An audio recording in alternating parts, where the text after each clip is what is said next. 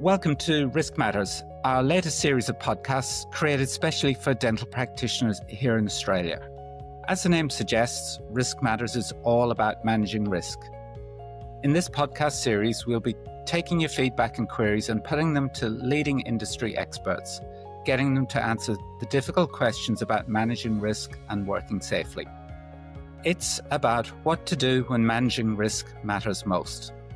In this edition, we're going to be chatting to Dr. Jacinta Vu about trauma-informed dental care and Healing Smiles, a unique WA charity providing dental services for survivors of domestic violence. So hi, Jacinta, and thank you so much for joining me this afternoon after I think you probably had a busy day in practice. Yes, thanks, Colm. It has been a busy day, but it's nice to be here and chatting with you. Yes, no, we really appreciate you giving up your time this evening. And for those of you who don't know Jacinta, I'm just going to start by reading your bio. Dr. Jacinta is an experienced oral medicine specialist and co-owner of the Centre for Oral Medicine and Facial Pain here in Western Australia. In addition to her private practice, she serves as a consultant oral medicine specialist at Perth's Children's Hospital and is an honorary research fellow at the University of Western Australia. Jacinta holds both member and fellow status with the Royal Australasian College of Dentists and is an examiner for a fellowship in general dental practice. Driven by a profound commitment to community service, Dr. Vu is a director of Healing Smiles, a West Australian not-for-profit charity which provides essential pro bono trauma-informed dental treatment to survivors of domestic violence. Jacinta's exceptional dedication to both her field and her community has earned significant honours, including being named the 2025 WA Local Hero as part of the Australian of the Year Awards and being a finalist for the Westfield Local Hero 2025 also. Furthermore, Jacinta holds fellowships in the Pierre Fauchard Academy, the Academy of Dentistry International and the International College of Dentistry, awarded for service to dentistry and the community. So thank you, Jacinta, for joining us. As I said, we'll jump straight into it, and I might ask you straight up, for anybody who might be wondering, what actually is trauma-informed dental care? What do we understand by that term? So to me, I think trauma-informed dental care is care that we provide to patients with a lens of really looking at how they're presenting into us and looking at all of the whole context of the patient. So, we don't know when people walk into our clinic what they have going on in the background. They may have undisclosed trauma, anxiety, depression. Some of those things patients tell us about and some things patients don't. But I think we should assume that patients have a backstory. Everybody does. We all do. And it's coming at their treatment with being open to listening to them and to really creating a place of safety where they can relate with you, and so that you can truly get informed consent, and you're also empowering the patient as well and creating like a really trusted relationship where they can gain that sense of security and safety within that treatment. And you never know what your treatment is how it's going to impact their life in a positive way outside of the dental clinic as well. Yeah, that's really interesting as well, that last bit you've said, and I hope we'll get a chance to explore that maybe later on. But first of all, maybe I'll get maybe a more narrow sense of what might that look like in dental practice. Say, for example, setup of the clinic, the mindset, and maybe training of the team and the dental professionals. Yeah, I think it really involves everyone in the practice.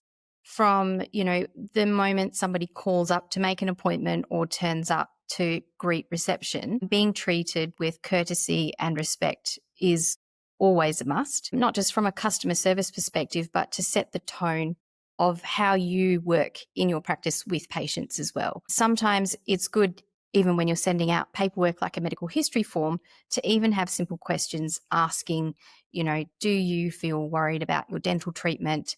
And there can be a list of questions that might look like, do you need a morning appointment or an afternoon appointment? Does waiting in the waiting room make you anxious? Would you like to bring someone with you? Do you have an aide that helps you to feel calm and relaxed? Or, what else can I do to make you feel more comfortable with me? So that I think is a good starting point. And then having staff trained to relate well to patients as well. And having an environment, I think, that is not too busy, but not too quiet. You think you need to get that right medium. And I think in this day and age, with lots of people have fidget toys. And so having some things like that available can make a big difference for some patients, because sometimes when you're communicating with someone, they don't want to look at you. But if they've got something busy to do with their hands, it actually makes them feel like a little bit more comfortable and they open up a little bit more. So those are some simple things. And before you even get into actual, talking to the patient more or dental treatment itself. Yeah, reading into this previously, and some discussions I've seen almost relates this akin to universal cross-infection controls, where we implement protocols in our practice in terms of cross-infection controls where we're treating everybody like they've got a serious infectious contagious disease.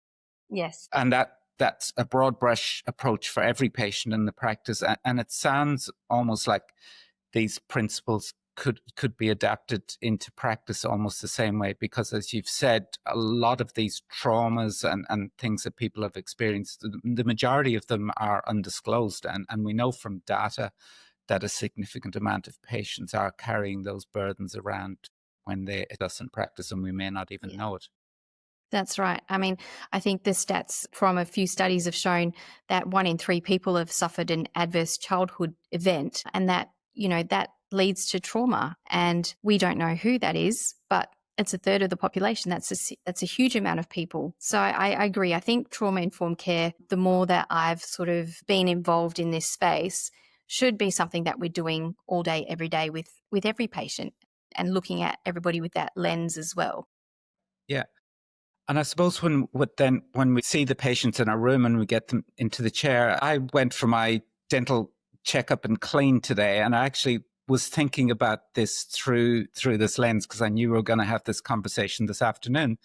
So I walked in, and the first thing you do is you have a bit of a chat, but you lie back flat in the chair, and you're lying in that prone and vulnerable position in the chair. And then there's that sense of a power imbalance, even though I didn't feel that myself as a fellow dentist, but I can see how there would be that sense of power imbalance, the professional and the patient, the knowledge difference. And that's, I suppose, the starting point of things we probably need to be aware of when we're treating everybody, but more so patients who've suffered trauma in the past. Yeah.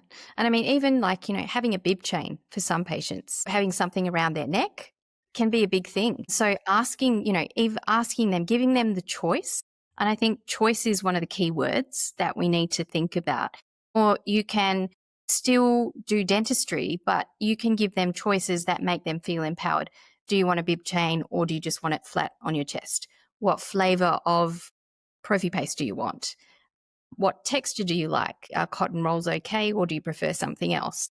So there's lots of little things where those little choices can make such a big difference to how a patient feels, that they have some power, because they need to feel that they have the power in the relationship in the dental chair, and then that makes them feel more in control.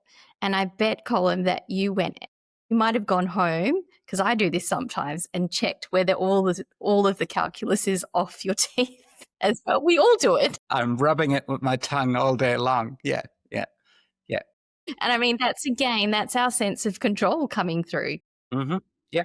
We might not have suffered trauma ourselves, but we can use that. We know what that feels like to put ourselves in the place of that patient. Yes. And that's what it comes back to is, how would you feel?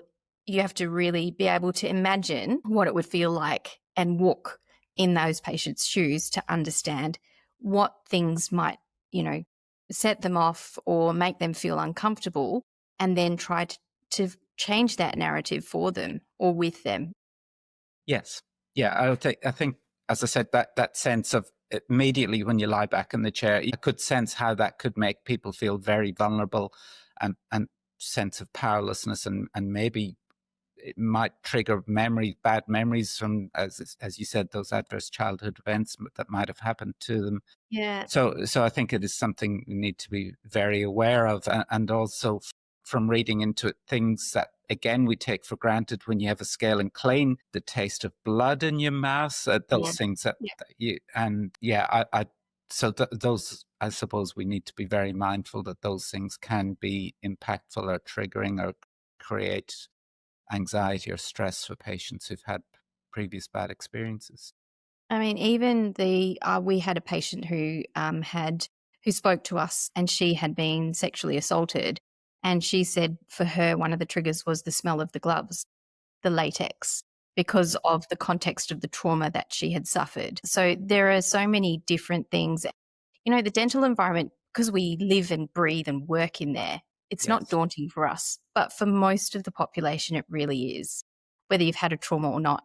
But particularly for patients who suffered from FDV, it's someone touching your neck, someone behind you and kind of standing over you in that power kind of space and in your personal space. And in that, as you said, lying back, you don't have any control. And so that is very confronting for many patients as well. Someone standing behind them and you're not knowing where they are as well. So all of those things make a difference. You know, even just moving your chair around when you're talking to the patient, and so you can look at them more front on, can make such a difference to how people feel. Absolutely, as much as possible. This may be a difficult question to answer, but I suppose speaking as a male, is there something to be considered maybe in that male-female dynamic, and maybe that male practitioners might need to be more sensitive or aware of this, that female patients may feel more vulnerable because of, Yeah. we know the majority of perpetrators are likely to have been male in these sorts of Yes. And incidents. there is unfortunately such a high proportion of women in Australia who have been affected by intimate partner violence. I think the stats are something like 1 in 4 women over the age of 15 have been affected by intimate partner violence. So I think we do need to be mindful of that as well, and the physicality of some men, and they may not intend to be that way. It's just that's how they are. We do need to be mindful and understand that that can be quite confronting for patients as well. And I think part of what we do is really being aware of not just their patient's emotions, but our own as well. Yes. And sometimes I think we're getting potentially better at understanding emotions and being able to express emotions. And historically, it has been harder for males to be in that space than women. But I think as we grow in understanding, people who are able to, as a practitioner, still be vulnerable with your patient and let them in a little bit actually makes such a difference if they know that you understand some of what they're going through as well. Yeah. Yeah. And yeah, I suppose that's part of that empathy thing as well, trying to understand and demonstrate to the patient that you understand, however you do that, by either saying or your actions or however that may be, that you give that sense of empathy and that the patient is feeling heard and understood. And I suppose part of that would be listening when they want to speak to you as well without interrupting them. And maybe part of the other, I don't think it's necessarily a male thing, but if they bring problems to you, giving them that they are their problems, helping them find ways to help themselves rather than jumping in and trying to necessarily fix their problems. I don't know what you think about that. I agree. I was actually literally going to say, as dentists, we Okay. fix it people all the Yes. time. We're always very much in, problem solving mode. I think it's the personality type that gets drawn to dentistry. But actually, what is more powerful for someone is when you're able to take that step back and let them come to the realization and find the solution. It's so much more empowering for that person as well. And that goes not just in dentistry, but that's in life generally as Yes, well. that's true. We're having a very philosophical conversation here. Yeah, yeah, but it is, and maybe this might tie us back into what you said earlier, that if we enact aspects of this trauma-informed care, it not just helps the patient receive dental care, but it may help them in life in general. We may be be given that first opportunity to demonstrate to the patient that they have autonomy and they can make decisions if we give them that capacity. Is that something you've seen? We've had lots of patients who have had their dental treatment through Healing Smiles, and they've sent feedback back to us via email. For example, we had one patient who said that the dental treatment journey was very challenging for her. She had a lot of dental phobia, but because our volunteer clinician took so much time to make her feel comfortable, and she got through all of the treatment, and she said that it helped with her agoraphobia, it helped with her anxiety.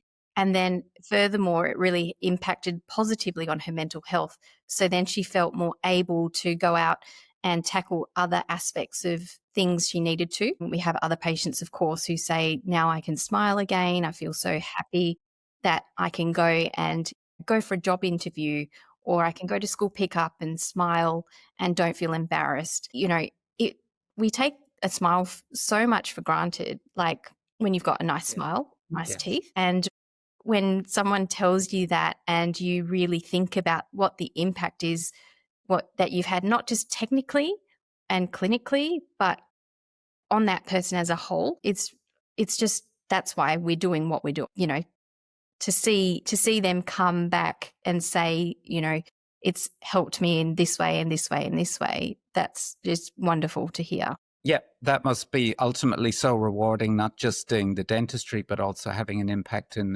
their overall life. Yes. Yeah, yeah.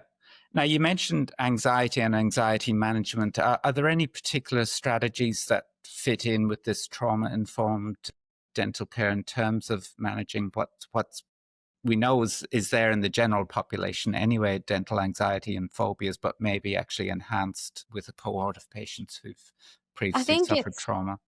Yeah, I think, we've covered it. It's really about meeting the patient where they're at, being open, listening to them, and not only listening to the words, but really paying attention to their nonverbal language as well. Because, 80% of communication is nonverbal. So looking at what they're saying and what they're not saying, but their body language makes a big difference.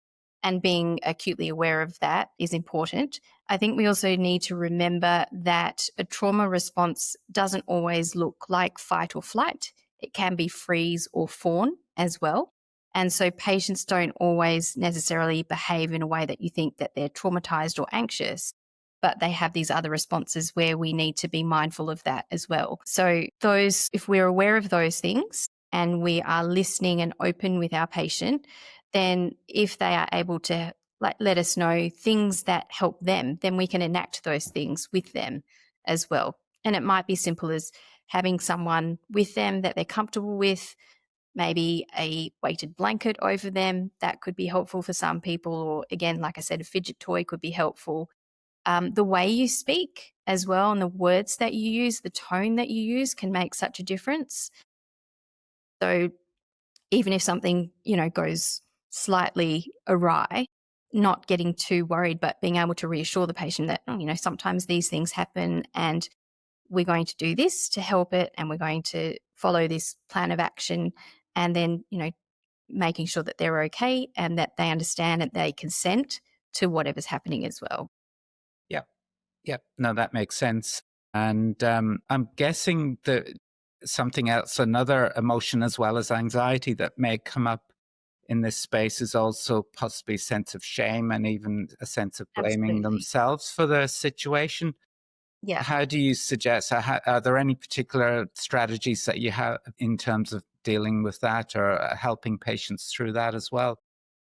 I mean, I think that a lot of people do come and see me in oral med practice and they're like, oh, I got told off at the dentist for not Yeah, doing X, Y, and yeah. Z.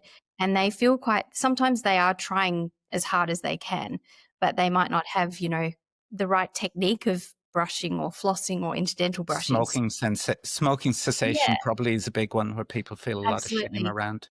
Yeah, so I'm always trying to be open with them and say, we would like you to do this, but we understand that it's difficult. What can we do to help you to achieve that? Or maybe there's a different way that somebody could show you to do, your interdental brushing or something along those lines. And again, it's that really being non-judgmental, because you don't actually know what's going on in their life.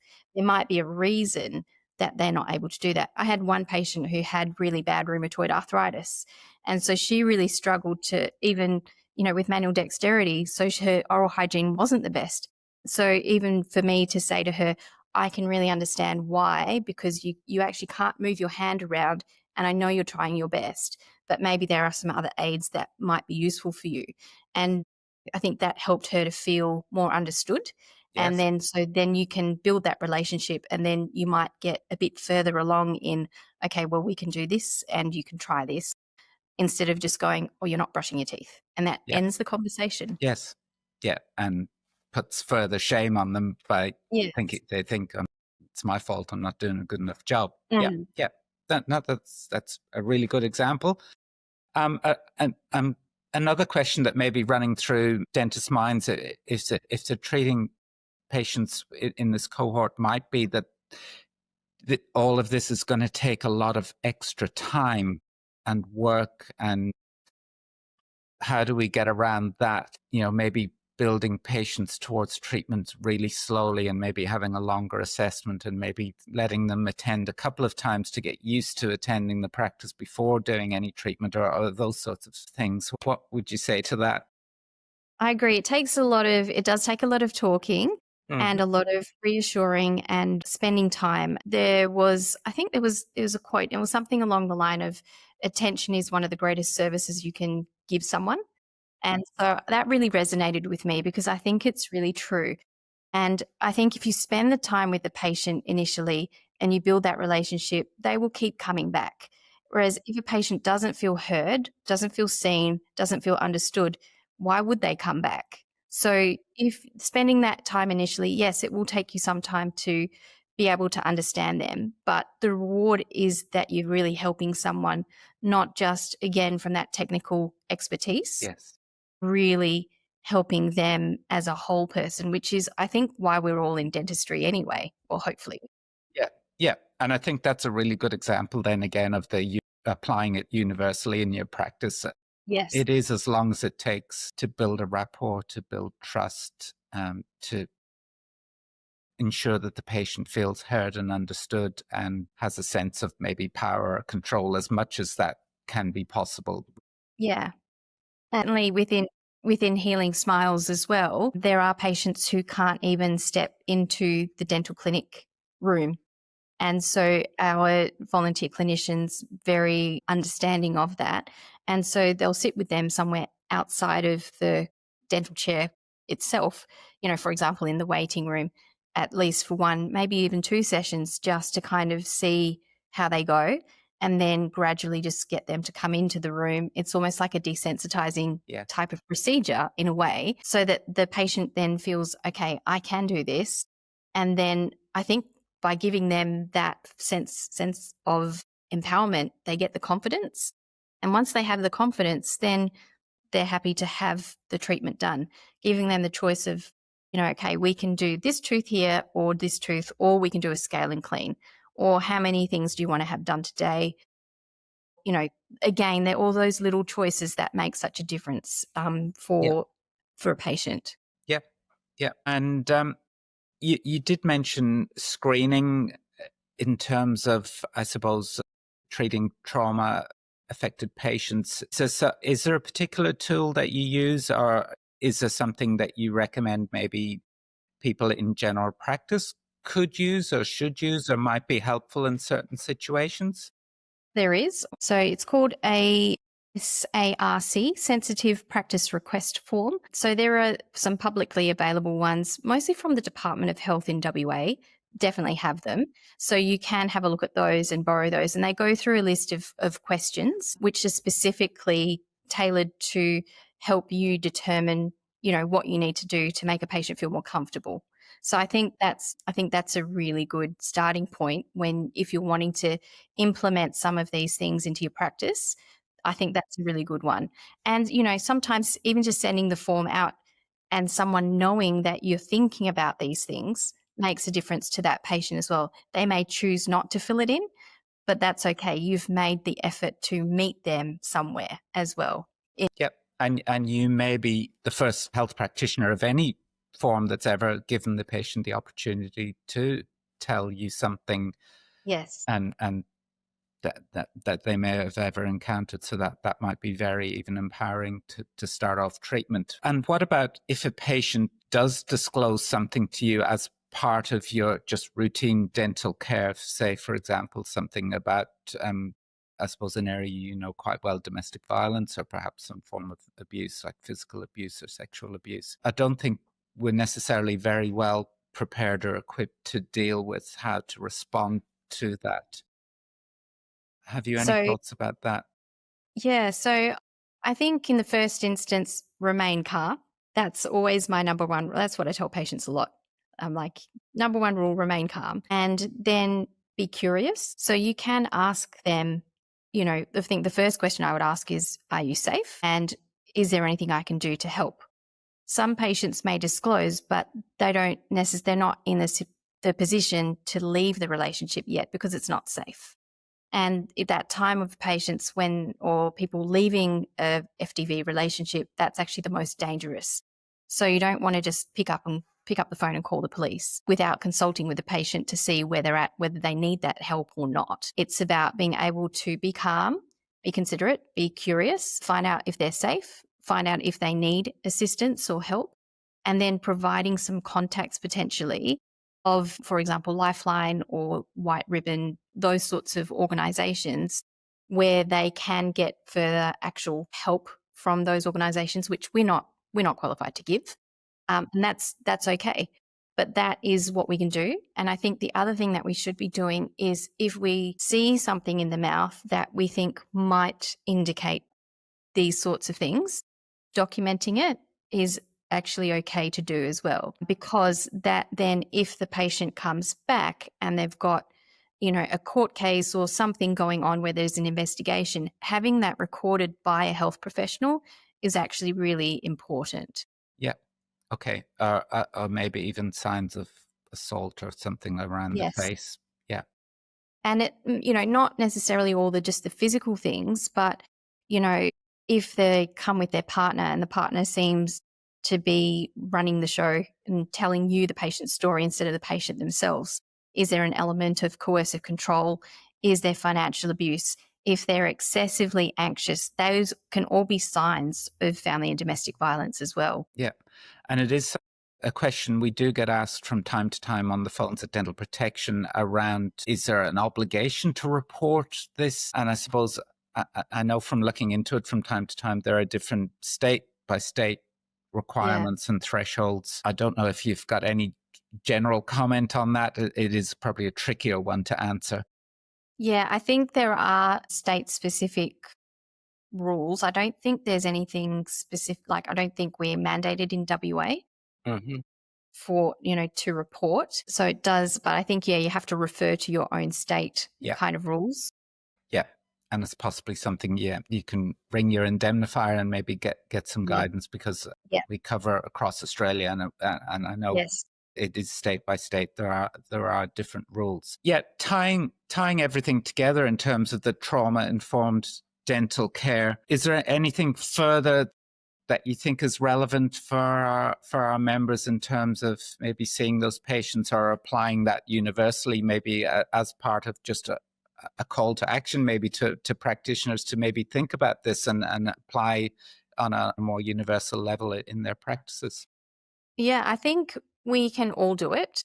And I think we should be all doing it for every patient. And this is the true meaning of healing. We're healthcare workers. Heal is in our name. Why are we not thinking about people as a whole? We're not just here to tinker with teeth. We're actually Yes. here to help a whole person. Yes. So I think we should be, yes, I think that it should be universal. A slight mindset shift for some people, but I think most of us do elements of trauma informed care every single day. Otherwise, we wouldn't have a patient come back to Yes. us. So we do a lot of things very well, but we can make tweaks to make it even better. Yeah, I agree with you. It's something that we unconsciously, I think, do very well, is because we deal with anxiety pretty much all day, every day. There's very few chilled, relaxed patients that just come in, lie there, have the treatment and walk out with any degree of anxiety. So we're very whether we consciously know it or not, very good at dealing with, I suppose, picking up signals and cues from patients, being empathic, hopefully listening well, and hopefully giving patients some degree of power and autonomy, even if it's what we do. We all do every day, even when we're doing a scale and clean, we tell the patient, put your hand up if you want to stop at any point. I mean, that's giving the patient some degree of autonomy in the procedure, that they've got a degree of control. So yeah, if we can extend that a little bit further, or just bring it more front of mind, I think it would be a really useful thing to think about. Yeah. Definitely.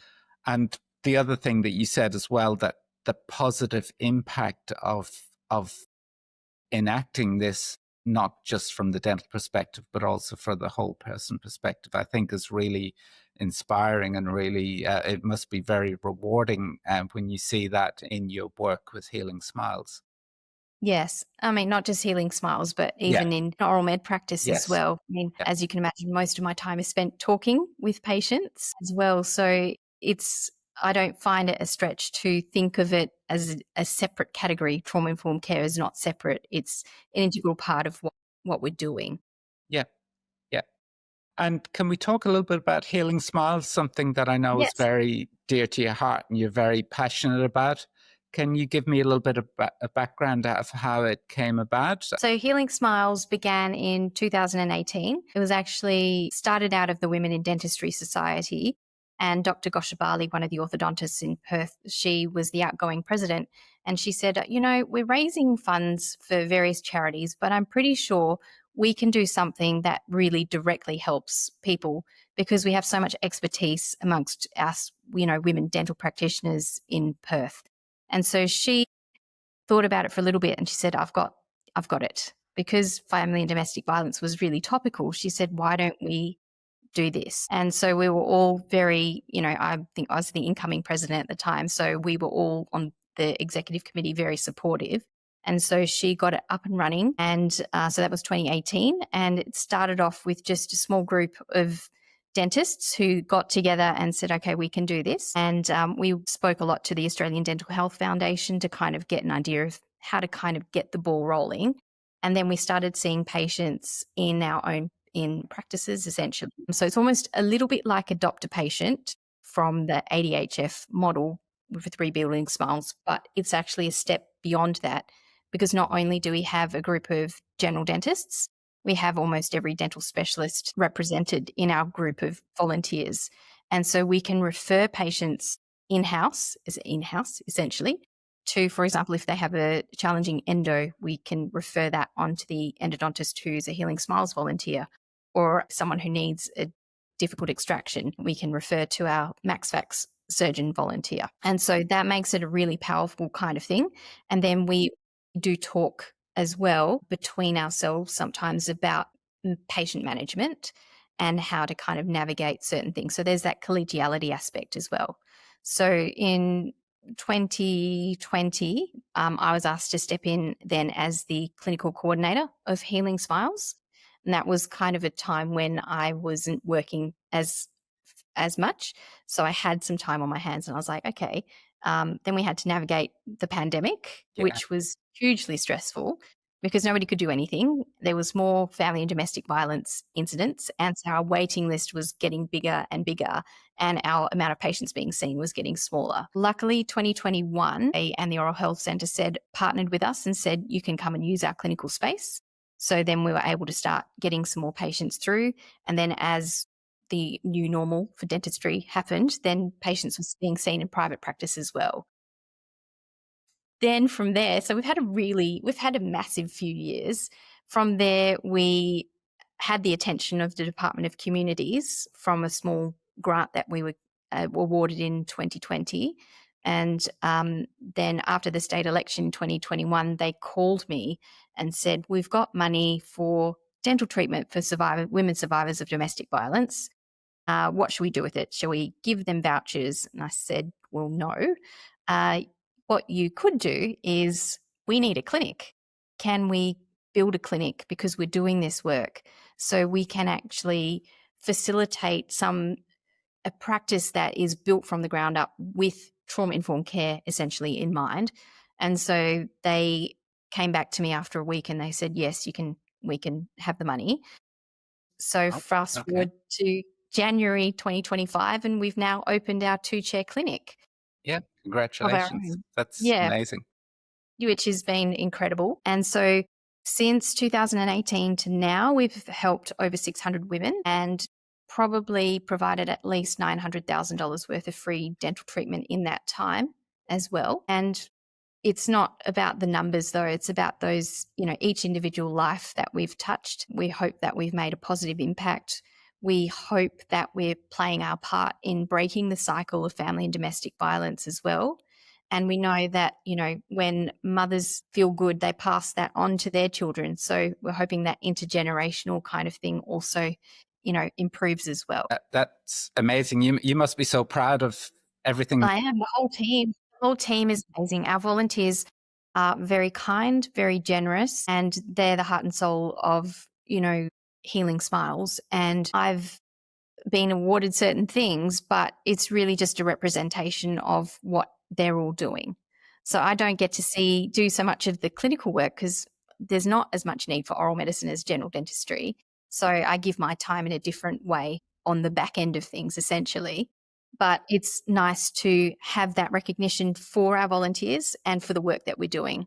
Yeah, absolutely. Absolutely. It's really wonderful. And I suppose the positive publicity that you've got, not just in the dental community, but in the broader community, and raising awareness, can only be beneficial for everybody, the whole community. So yeah, Yeah.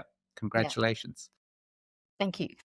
I also just wanted to ask you a little bit, just to bookend the conversation about volunteering in general. It's something I've done from time to time over my years as a practitioner, and I know that the profession as a whole does a lot of volunteering as a, as a dental profession, and it's something we don't necessarily get the recognition for or the publicity for. So that's one thing, I suppose. That's just a comment. But the other thing is for younger practitioners, if they're thinking about volunteering, what would you say to them in terms of I suppose the benefits to the community, but also what they might learn or how they might learn and grow themselves through the process of volunteering? So I think, to make a positive impact on the world can see a need, but you can't just see the need. You actually have to do something about it and take action. So taking action is one of the things that volunteers are doing. So being able to enact that, I think, is number one. And the second thing is if everybody did a kind act, imagine how much better the world would be. And every person who takes that step shows other people that you can have a positive effect. And so I think then you actually get like a wider kind of net. So I Yeah, a really do ripple encourage effect. people. Yeah. So I do encourage people to think about volunteering. We're very fortunate as dentists. We're actually in a very affluent career. And if we can make a little bit of time to give back to our community, we can see the positive impacts we have on them. But you also feel that come back to you as well. There's something about helping someone else and seeing it might be something small, but you don't know what that small thing means. Even just smiling at someone could be the difference between them making a certain choice. Yes. So, I think about those things, periodically as well. And I think, and again, another context would be it takes at least 7 attempts on average for a woman to leave a domestic violence relationship. How do you know where you are in that number if you haven't asked? And so that's very specific to what we're doing. But as a principle, we don't know how much that small thing that is kind means to someone else. And I think that's what I would say to people is if you have time and you have the ability, why not use that ability to give back? Yeah. Yeah. And particularly as dental professionals, we have such a unique and specialized ability, and it can be so transformative to help somebody with our unique Yeah. set of skills. Yeah. Yeah. And for me as well, I want to be a role model for my children as well. and show them that, you know, it's not always just about you and what you're doing, but you need to have that wider perspective, and we are a community together, and we need to function within that community, and we should be helping each other as well. Yeah. Yeah. I think that is a really lovely place to leave this conversation, Jacinta, on a very impactful note like that. So I really want to thank you this evening for giving up your time straight after practice. I know you've had a busy day, so we're really grateful and appreciative for your time and for this really wonderful conversation. So thank you for that helpful content, and thank you all for listening. We hope that this podcast was helpful to you and look forward to sharing more guidance with you in the future. If you like dental protection podcasts and would like to hear more, please subscribe and leave a review.